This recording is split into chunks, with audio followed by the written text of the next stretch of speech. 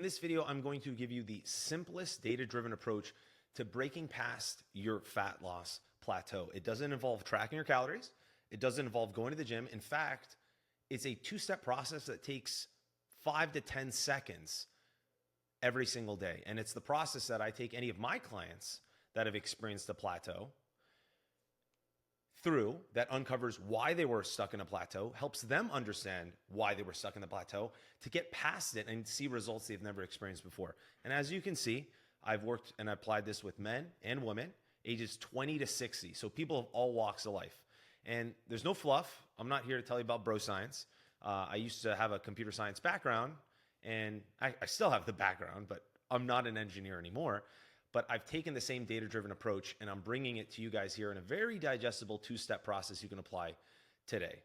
And what that's given me is I used to be in a plateau myself, and now I'm basically just rocking more or less 10 to 12% body fat year round. Because what's possible when you get out of your way and you understand why you're stuck, we all want to live a healthier life, and no one needs to tell you that. So without further ado, let's get into it. And I want to break down this two-step process you can use right now. Enjoy. So I want us to understand before we get into it, what does a sustainable fitness lifestyle really mean? And the analogy I always use with my clients is we're building a house, okay? Because if we think about it like a house, then every time you've fallen off track or you go on a vacation or that friend invites you to the dinner, right? You're building the house, but if you don't have the right foundation, then it's only a matter of time before the whole thing crumbles. And you're like, oh man, I fell off track. It's been what, 3 months, 6 months. You feel bad about it and you're just stuck. So these two things I'm telling you about understanding your plateau is this foundational principle here. And it has nothing to do with losing fat yet, right? That's about solving the problem or focusing on your mobility or going to the gym. There's a time for those things. But unless we have the right foundation, and this is where it gets personal for you, watching this video. No two people are the same, right? So it comes down to us diagnosing what are you currently doing right now? What's your baseline? Because the thing that, and I call this the saboteur when I talk about it with my clients, it's that negative voice in your head, rookie syndrome, right? When you do something new and you freak out that you think you're one step away from failing, is that you're already consistent. You already have a routine. You just don't realize it yet. So before you change something, let's actually learn that you're a lot closer than you realize, right? You're already eating out for Postmates 80% of the time. On Tuesdays, you have a team meeting, so you eat out at the team. These are all the things that are already happening. Okay, you eat really clean Monday through Friday, but then Saturday, you go out and you have 10 drinks. Now, keep in mind, there's nothing wrong here, and that's a lot of times what your saboteur tries to tell you. Oh, you've messed up. Do better, be better. But we've never actually paused, and this is where I'm going to sit you down just right now. We're going to have a little pre-intervention and say, well, what are the things you're currently doing, right? And what I found working with my clients in this phase one approach is let's actually understand how you're playing on autopilot. So the only two things you really need to do so that you have the awareness and the habits and the mindset is, and this is for my clients, so you don't have to worry about the weekly check-in or the community that my clients get. But if you're doing this journey on your own, it's about taking a photo of what you're eating every single day. Let me give you an example of this that my clients do. And you can ignore the calories and the protein. That's just extra work. It takes time to try to track how many calories are in what you're eating. And a lot of times, the areas that are the leaking points are in situations where there is a lot of food out, it's family style meals. It's just hard to track. Let's just admit that.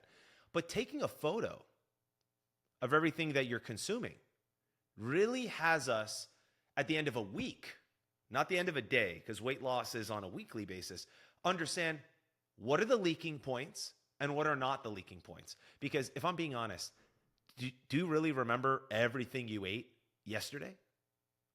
No. So how could you remember everything you ate over the course of a week? Especially if you're social, you're going out. A lot of times, food is not the forefront of the thoughts, right? So this is what I do with my clients, what you do.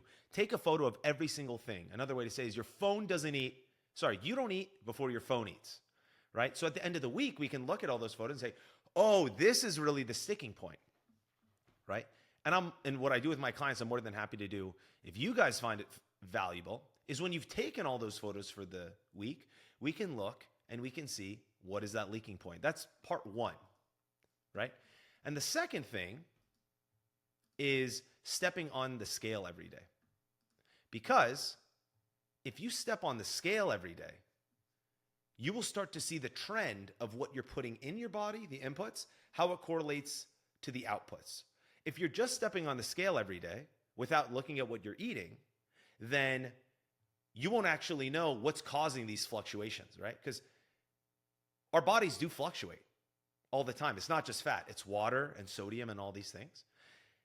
But if you also take photos of everything you're eating every day, but you don't see what the weight scale is, then you could be going up in weight, but not even knowing it, right? So the combination of the input and the output is critical. And the reason I'm saying step on a scale and take photos of your food instead of track your calories is because how quick is it to take a photo of your food? 1 second. How quick is it to step on a scale? 1 second. The only thing about why it might be challenging is because that voice in the back of your head, what I call our saboteur, the part of us that's been keeping us stuck, keeping us safe, it's scared it's about to be exposed. So that's all you have to do for 7 days, and you will be shocked. A lot of times my clients already are starting to make better choices because they're conscious and they're saying, am I going to put this in my mouth? Right? By taking that photo, you're being intentional.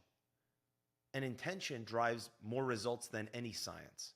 So leave all that other optimization out the door. I'm really inviting you in this first stage, look at your life.